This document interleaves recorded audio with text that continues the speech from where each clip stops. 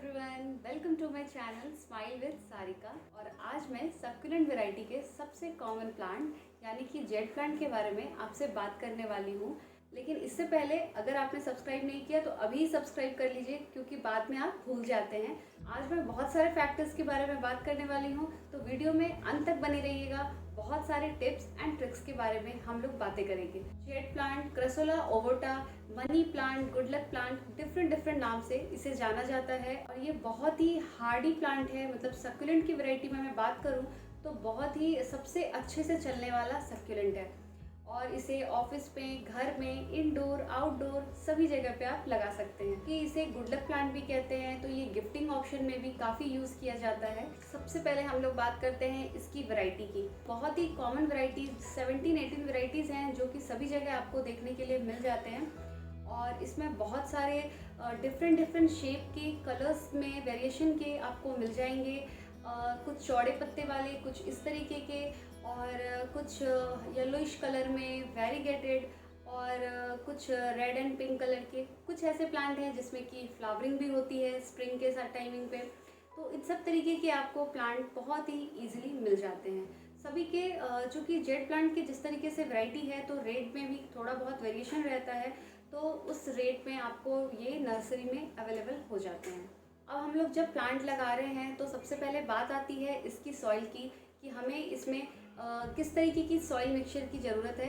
तो इसे porous well drained soil चाहिए, यानी कि जिसमें आप पानी डालो और पानी बहुत ही आसानी से बाहर गमले से निकल जाए। इसके लिए हमें लेना है इक्वल क्वांटिटी में vermi compost, garden soil and river sand. आप इन तीनों के मिक्सचर को यूज़ कर सकते हैं। यहाँ पे आप नीम खली भी डाल सकते हैं, ताकि इस पर किसी भी तरीके का इंसेक्ट अटैक और कोई भी फंगल इन्फेक्शन ना हो। अब बात आती है इसकी वाटरिंग कंडीशन की। सबसे इम्पॉर्टेंट है, ओवर वाटरिंग नहीं करना है। अगर इसे आपने आउटडोर रखा है तो आपको फ्रिक्वेंट वाटरिंग करनी है।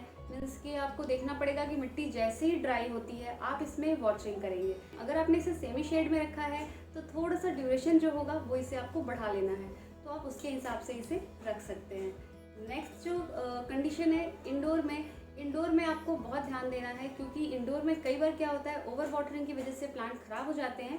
तो वहाँ पे आपको क्या करना है कि जब आप पानी डालोगे बिल्कुल ड्राई हो जाए, उसके बाद ही पानी डालना है। अब नेक्स्ट कंडीशन जो है वो है सनलाइट। ये एक ऐसा प्लांट है जो बिल्कुल ही लो मेंटेनेंस प्लांट है, और ये किसी भी कंडीशन में बहुत ही अच्छे से सर्वाइव कर जाता है। तो ये आप जहाँ भी रखोगे वो वहाँ के अकॉर्डिंग खुद को धीरे धीरे करके ढाल लेता है। बट सबसे बेस्ट जो इसके लिए होता है वो है सेमी शेड में। आप सेमी शेड में रखें, ये बहुत अच्छे से चलेंगे, बहुत ही अच्छा। बट इनकेस आप सनलाइट में डालते हो तो वहाँ पे कई बार चांसेस होते हैं कि इसकी पत्तियाँ जो होंगी वो थोड़ी पतली हो जाएंगी या सूखी हुई सी हो जाएंगी। तो बहुत ज़्यादा सनलाइट पे भी ये प्लांट ख़राब हो जाता है। और इसके बाद अगर आपने इंडोर में रखा है तो वहाँ पे इम्पॉर्टेंट है कि सनलाइट कंडीशन के लिए कि आप इसे 3-4 दिनों के बाद 5-6 घंटे की आप प्रॉपर धूप दिखा लो, फिर आप इसे इंडोर में रख लो, तो ये काफ़ी अच्छे से चलता है। मीन्स ये प्लांट कम्प्लीटली इंडोर नहीं रखा जा सकता है। अब बात आती है इसकी फर्टिलाइज़र की। फर्टिलाइज़र की बहुत ज़्यादा रिक्वायरमेंट इसे नहीं होती है, बट आप 6 महीने पे आप इसे वर्मी कंपोस्ट दे सकते हो। ध्यान रखिए, जब आप इसमें फर्टिलाइज़र डाल रहे हो तो वो जो टाइमिंग हो वो नॉर्मली आप फरवरी मार्च के टाइम पे, या फिर आप सितंबर अक्टूबर के टाइम पे इसमें डाल लें, जिस समय इसका ग्रोइंग पीरियड होता है। तो थोड़ा बहुत आप NPK अगर आप डाल रहे हो तो जस्ट चुटकी भर या फिर 1/4 टीस्पून NPK आप 1 लीटर पानी में डिजॉल्व करके इसमें डाल सकते हो। प्लांट बिल्कुल ग्रीन रहेगा और बहुत अच्छे से चलेगा। अब नेक्स्ट जो फैक्टर है वो है प्रूनिंग। बहुत सारे लोग नॉर्मली सोचते हैं कि जैसे कि प्लांट चल रहा है उसे चलने दे। आप ये वाले प्लांट देखो, अभी मैंने बस इसे ऐसे ही बढ़ने के लिए दिया है, मैंने इसको कहीं से भी प्रून नहीं किया है। तो नॉर्मली क्या है कि ये कहीं से ज़्यादा कहीं से कम अलग अलग शेप में ये बढ़े जा रहा है। बट अगर आप इसकी प्रूनिंग करते हो तो ये आप अपने हिसाब से इसे मनचाहे शेप में आप इसे चेंज कर सकते हो और इसे बुशी भी बना सकते हो। तो प्रूनिंग का जो नॉर्मल जो प्रोसेस होता है, एक होता है सॉफ्ट प्रूनिंग, जहाँ पे कि हम लोग जस्ट पिंचिंग करते हैं, थोड़े से टिप को इस तरीके से तोड़ दिया, तो ये हो गया सॉफ्ट प्रूनिंग। और दूसरा होता है हार्ड प्रूनिंग, जिसमें कि हम लोग यहाँ से किसी भी आप बड़े से डाल को बिल्कुल यहाँ से आपने ज़्यादा से कट कर दिया 3-4 नोट्स को छोड़ के, तो वो हो गया हार्ड प्रूनिंग। तो कई बार हम हार्ड प्रूनिंग, जैसे कि अगर मुझे इसे, अब मैं इसे ट्री का शेप देना है मुझे, तो मैं यहाँ से इनका हार्ड प्रूनिंग करूँगी। तो हार्ड प्रूनिंग के लिए मैं 2-3 नोड को छोड़ के नॉर्मली इस तरीके से कट कर लूँगी और यहाँ से ये थोड़े से पोर्शन जो हैं वो रह जाएंगे। इसके बाद बात आती है कि नॉर्मली की प्रूनिंग करनी कैसे है। ये तो हुई सॉफ्ट हार्ड की बात। अब जब प्रूनिंग कर रहे हो तो नोड से प्रूनिंग नहीं करनी है। नोड्स का मतलब हो गया कि जहाँ से आप पत्तियाँ देख रहे हो वहाँ पे इसका नोड्स है, तो उस पोर्शन से हमें प्रूनिंग नहीं करनी है। प्रूनिंग हमेशा 2 नोड्स के बीच से होती है। प्रूनिंग का मेन पर्पस होता है प्लांट को बुशी बनाना और हेल्दी बनाना। और अब बात आती है इनकी प्रोपेगेशन की। तो प्रोपेगेशन का नॉर्मली इनका जो तरीका है वो 2-3 तरीका है, वो मैं आपके साथ बताती हूँ। सबसे जो कॉमन और सबसे इजी तरीका है वो है नॉर्मली कटिंग से लगाना। इस तरीके से आप यहाँ से जस्ट एक कोई भी कट, आप बिल्कुल छोटे से छोटा कट भी ले सकते हो। बस ध्यान रखना है कि आपके जो नोड्स हैं वो यहाँ पे क्लियर हो। नॉर्मली आपको इनको कट कर लेना है और सिंपल आपको इसे मिट्टी में लगा देना है। ये जो प्लांट है इसकी छोटी से छोटी कटिंग भी बहुत ही आसानी से लग जाती है और चलती है। बस ध्यान रखिए कि ऐसा ना कि आप इतने बड़े गमले में हमने एक छोटी सी कटिंग लगा दी तो फिर वो नहीं लगेगी। इसके लिए आप ऐसा करें, जिसमें भी आपके फ्लावर हैं या प्लांट हैं आप उसमें कहीं भी एक छोटा सा लगा दीजिए। ये इसके उसके साथ में बहुत ही आसानी से सर्वाइव कर जाएंगे और लग जाएंगे। नेक्स्ट जो तरीका है वो है रूट डिवीज़न। रूट डिवीज़न हालांकि इतना बहुत ज़्यादा रूट डिवीज़न की ज़रूरत है नहीं, बट क्योंकि अब जैसे कि कोई भी सिंगल जो आप ये प्लांट देख रहे हो यहाँ पे रूट डिवीज़न पॉसिबल ही नहीं है, क्योंकि ये तो सिंगल ये है, तो यहाँ पे रूट डिवीज़न नहीं होगा। बट मैं आपको दिखाती हूँ, अगर आपको कुछ इस तरीके के प्लांट मिल जाए जहाँ पे कि इसके ऐसे 2 ब्रांचेस हो, तो आप यहाँ से इसे 2 पार्ट में सिंपल अलग कर सकते हो आराम से, और ये यहाँ से रूट डिवीज़न हो जाएंगे।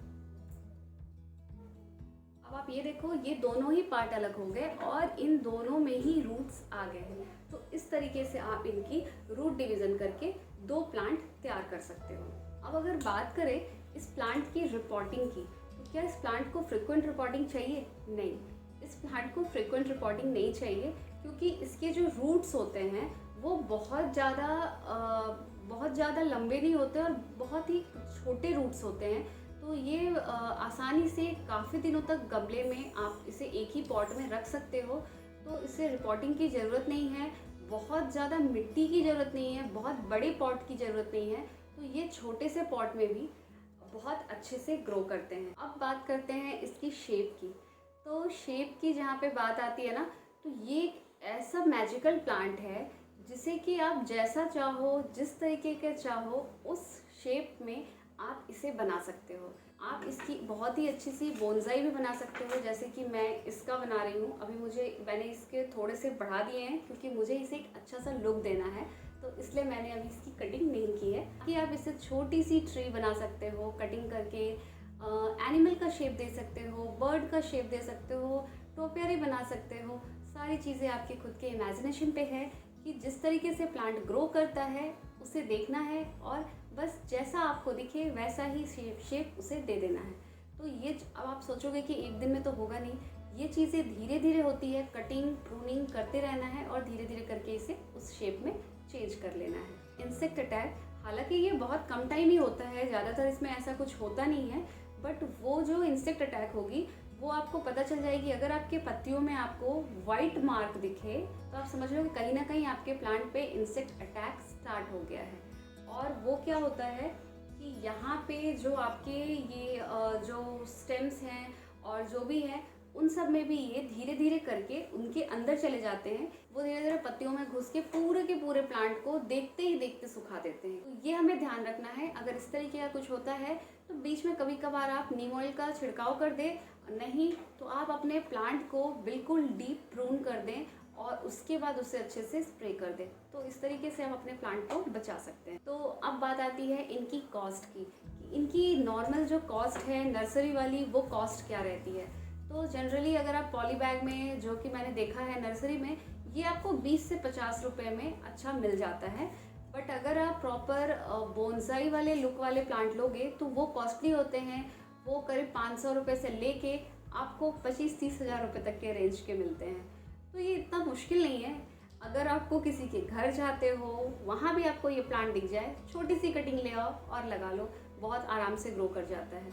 या फिर आप नर्सरी से भी लेके आते हो, उसे भी लाके आप खुद से अपनी बोनसाई बना सकते हो, क्योंकि ये एक ऐसा प्लांट है जो बहुत ही कम टाइम में बहुत ही सुंदर रंग और रूप बदल लेता है। इस तरीके के प्लांट को आप अपने घर में ज़रूर लगाएं और अपने घर में खूब सारी गुड लक लाए, लोगों को भी गिफ्ट करें। होपफुली आपके लिए ये वीडियो यूज़फुल होगी। वीडियो अच्छी लगी हो तो don't forget to like, share and subscribe. चलिए फिर मिलती हूँ अगली वीडियो में एक नए प्लांट के साथ। तब तक के लिए बाय बाय।